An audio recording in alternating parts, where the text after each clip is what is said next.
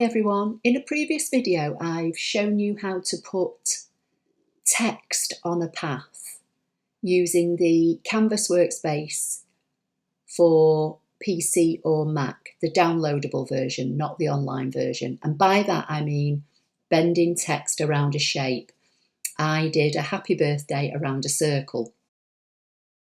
Now, this feature of text on path only works with text and a path, and the path can be anything. It can be a shape you draw using the path tool, it can be a shape from within the basic shapes. But there is another way to get the same effect using shapes, and I'll show you what I mean. So if I just choose a circle from the basic shapes, and then I choose a heart and I resize the heart down and I select both, the text fit to path is not available for me to select. And that's because these are basically both paths. This isn't text. This is a shape and this is a shape. So in today's video, I'm going to show you how you can get some shapes to fit around another shape. I'm just going to use a circle just because it's simple. I'm going to make my circle 3 inches to start off with. And what you're going to need a font that is what's called a dingbat. And I've done loads of videos in the past on dingbats on my YouTube channel. In the playlists, there is a font playlist and you'll find all sorts of things about fonts and dingbats in there. So this is my 3-inch circle. I'm going to come over to the text icon and select it, and I'm going to left click on the page. I'm going to type a capital E 9 times, and then I'm going to select anywhere, just click anywhere on the page to select. And the reason I've got flowers rather than the letter E that you saw is because up here in my fonts, I've got the font called Saru's Flower Ding. I'll write the name on the screen and it's available from DeFont, or it was for free. That's where I've had mine. I've had it years. So dingbats are fonts, they are text, but instead of creating typed letters, they create typed pictorial images, if you like. So although this looks like flowers, it is effectively text. This is my path, my regular shape. So I'm just going to right click and duplicate those flowers for now and bring them down here out of the way. So I'm going to select my first set of flowers, which are all my capital E's, and my circle. And now you'll see that the fit to path is available. And when I click it, it puts the flowers or the text around my path. Now these two flowers here are a little bit too close together, so I'm going to come up here to the character spacing and I'm going to use the down arrow and just manipulate them a little bit so the spacing's a little bit better. And that actually looks okay. So as I said in my previous video, if you just wanted to cut these flowers now in this shape in vinyl, you could just cut them. So in order to be able to send the design over to your ScanNCut machine, you've got to make it a shape, okay? So you need to go to convert to shapes.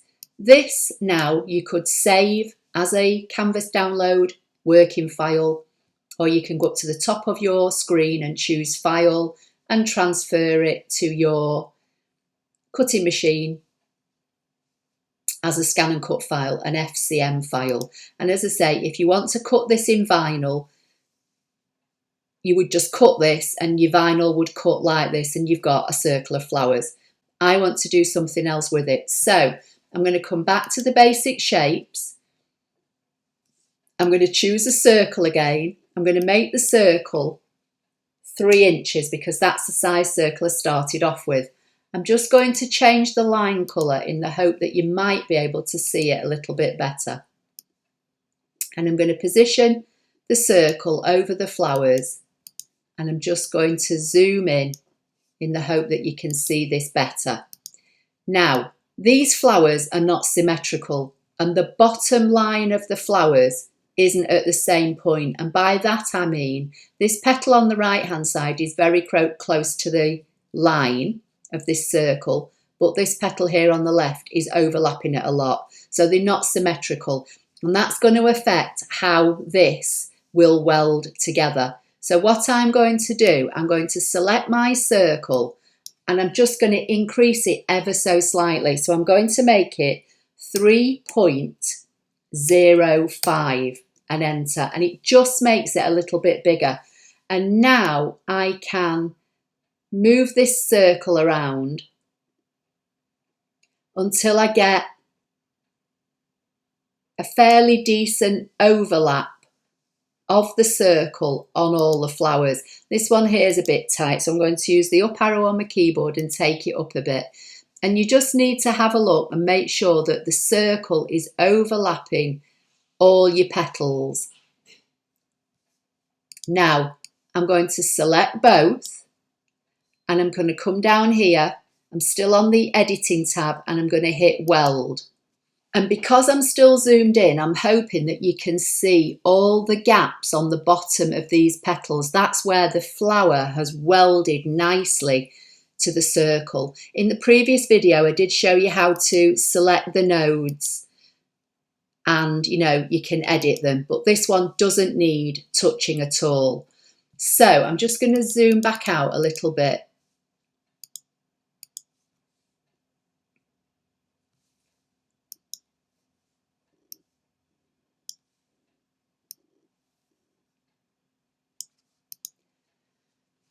So I'm happy with that, and I would make a card with that. So what I'm going to do, I want an offset layer. I'm going to select it. I'm going to come down here, still under the editing tab, and select offset. And I'm going to leave the spacing at 0.04 outward. That's just my preference. You can make it bigger if you want to, try it. Or if you're using a bigger design, you may want to make the spacing smaller. But I'm just leaving it as it is, and I want it around the outside edge only. So I've got that box ticked, and I'm going to say OK. And that has now given me my matting layer. And then all these flowers here, I'm going to keep, and I'm actually going to create a duplicate of them because I may need more of them. So I've got my matting layer for the back. My flowers are going to layer up on top, and then I'm going to use these flowers to layer up on here and see what kind of a design I can make. Now, this should work with any dingbat font. So wherever you get your fonts from, if you go and search for dingbat fonts, I only ever get mine from dafont.com, and you can search once you're in Dafont by theme, and if you look for dingbats and download and install the font on your computer, each letter of your keyboard normally relates to a different shape. And I, for this one, as I said, use the capital E. So if I just go back to text and click anywhere on my page, and I just do a small B and enter, you can see I've got a different flower. If I do a capital B, let's see if that makes any difference. Yeah, see, that gives me a different flower again. So you have to experiment with the letters on your keyboard to see what flower shapes you get. But I know from using Ceru's in the past that the capital E gives me this 6-petal daisy type flower, and that's the one I wanted to use for this design. So okay, so just before I save the file, I'm going to select the matting layer just to see how big it is. Now I want to put this on a regular UK A6 size card, which I think is the equivalent to an A2 card in the US. So our card would be folded, probably about 4 1/8 by about 5 1/2, something like that. So this is going to be too wide to go on my card. So I'm going to select both of these for a start and align them centrally and horizontally and vertically. Then I'm just going to bring these flowers on top, drag an imaginary box around everything and right click and group them, because I can't resize them unless they're grouped. And I want to resize them all together so that these loose flowers, when I cut them, are going to fit on here nicely. So as you can see, the whole group thing is over 9 inches wide, but that's because these are all in a row. So basically what I'm going to do, I'm just going to shrink it down. I'm just going to guess. I'm going to right click and ungroup, click anywhere on the page to deselect, and then I'm going to click on the black matting layer and see how wide it is. And you can see now here, it's about 3.64. So I could regroup them all and make it a little bit bigger. Right click and ungroup again. Just select the black matting layer, because the black matting layer is the one that's going to determine the base size of this design, and that's the one I want to fit on my kind of 4-inch wide card, if that makes sense. So this is just kind of over 3 1/4 inches wide now, so I think that's okay. So what I can now do is separate the flowers again, and because I grouped them and sized them all together, these loose flowers will be the same size as the flowers that are on my path, if that makes sense. So now I would save the file. So again, now you can go up to the top of your page and choose File and Save As, and then save it somewhere on your computer as a download program working file, which I try to remember to do all the time when I'm using the download program. So I've got a copy of like a working file, and then I would also then go back and do File and either export FCM and put it on a USB stick and put it in your machine if you've not got Wi-Fi, or I will just use transfer FCM file via internet, and that will send this cutting file now as an FCM, a ScanNCut cutting file, over to my machine, and I can then call it up and cut it, and that's what I'm going to do, and then I will show you what I make with it. Okay, so I've switched the machine on. I'm going to come to Retrieve Data. I'm going to choose from Canvas because that's where I made the file, and here's my cutting file. So the first thing I'm going to do is save it into the machine temporarily while I'm working on it, and I'm going to say OK. I want to cut the outside matting layer in a purple colour. That's the one that was black in Canvas Workspace. And then the top matting layer I'm going to cut in white. And then for now, I'm just going to get rid of all the flowers. So I'm going to select a set of the flowers and go to Edit and just send them to the rubbish and say OK, and do the same with the other set. Now, just to save some time, I've got 2 bits of card loaded up onto my mat, and I'm going to scan this mat through the machine and position these 2 designs.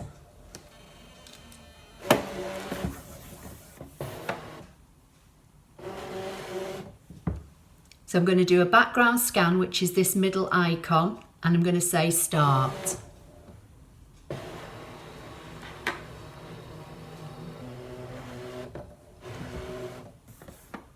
So I'm going to drag the back matting layer onto this purple piece if it's big enough, and the top layer onto this white piece if it's big enough. So I'm just going to go to Edit and zoom in the hope that I can see better if this is going to fit, because if it's not, I'm going to have to change the size of my card, and I can see the white piece isn't big enough.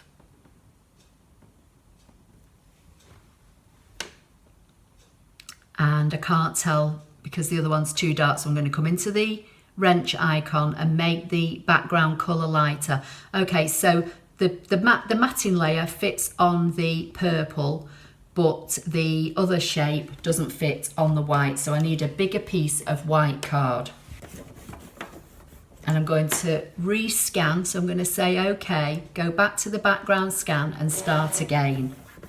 So I'm just going to have to move the screen up because I just cannot see. I'm going to come back into the wrench and make the background darker this time so that I can position those flowers on the white piece. I know the other one's okay. So now I'm going to say, okay, select and cut, and I'm going to cut both of these designs.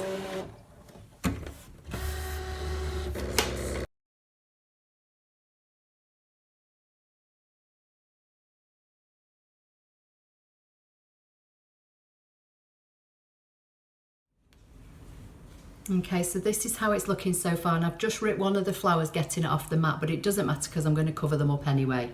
So that's how it's layered up now. So I'm just going to come back to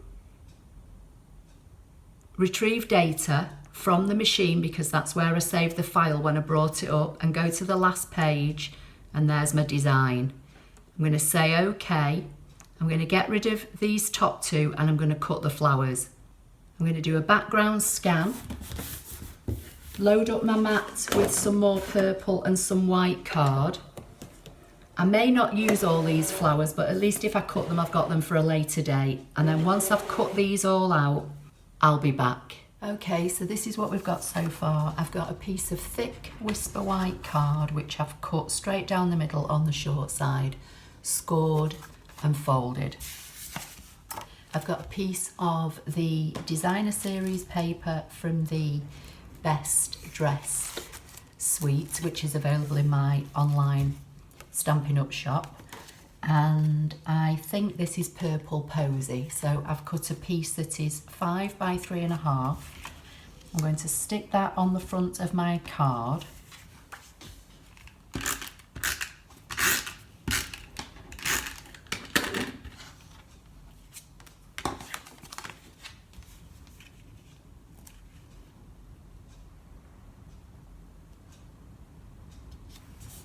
And I'm using quite a big border on this.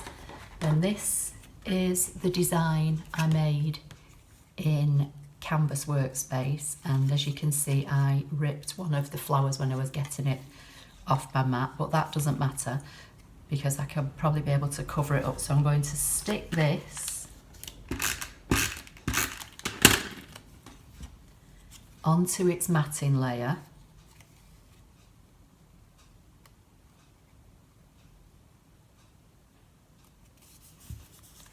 And I'm going to position this on here, but I think I'm going to pop this up on dimensionals to give it a little bit of height.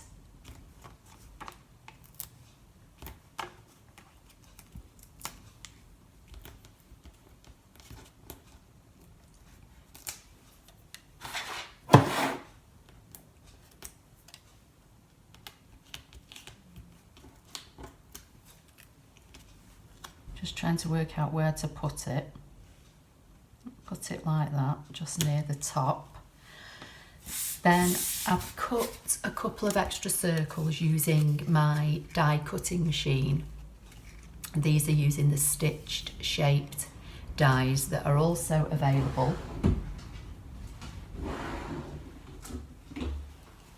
in my Stampin' Up shop.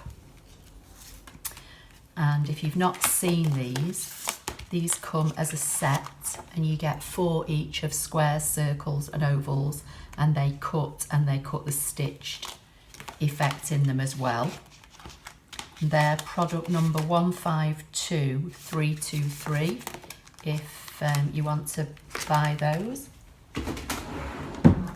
So I may put this in the middle and then layer up the flowers around.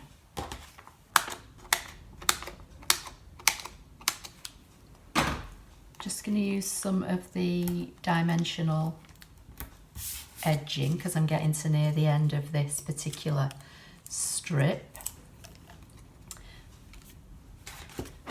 So we'll put that in the middle.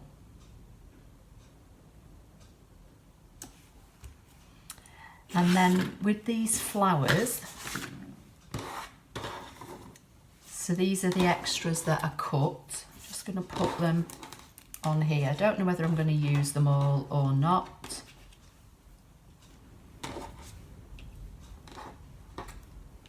But I'm thinking just using a ball tool, give them a little bit of bend so they've got some dimension. Do the same with the white ones.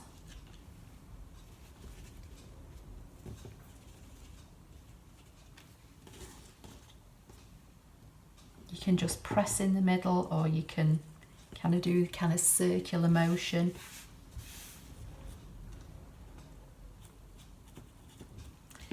So I'm thinking that these are going to layer up. Now what I might do, because I've ripped this one, I might just add a little bit of glue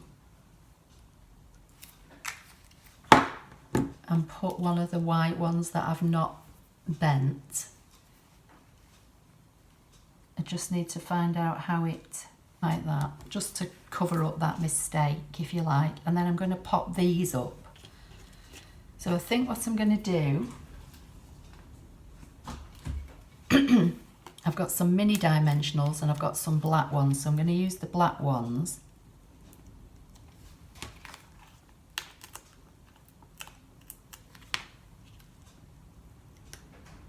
on the back of these dark purple.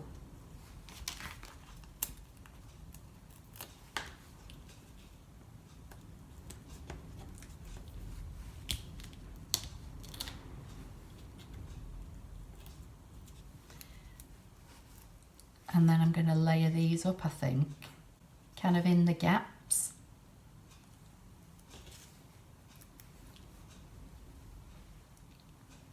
And then I might put some of the white ones on.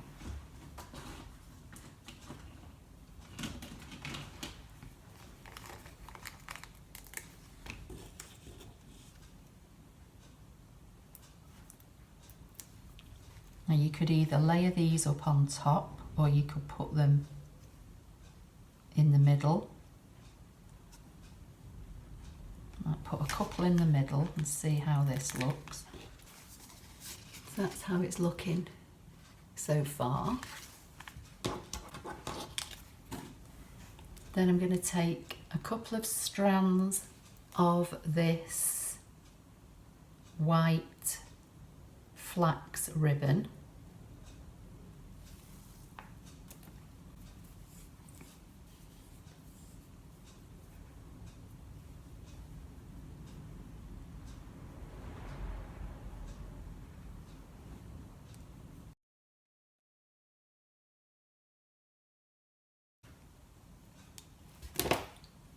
So get a glue dot and just squash it up. Put my glue dot on the back of my little bow.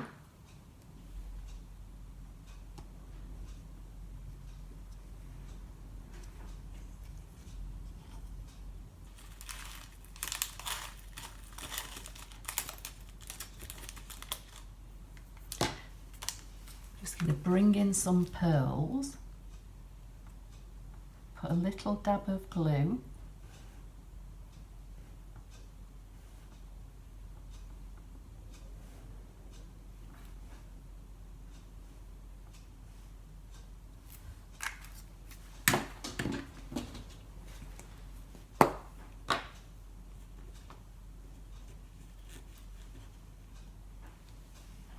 And position these pearls, I think, in the middle of these flowers.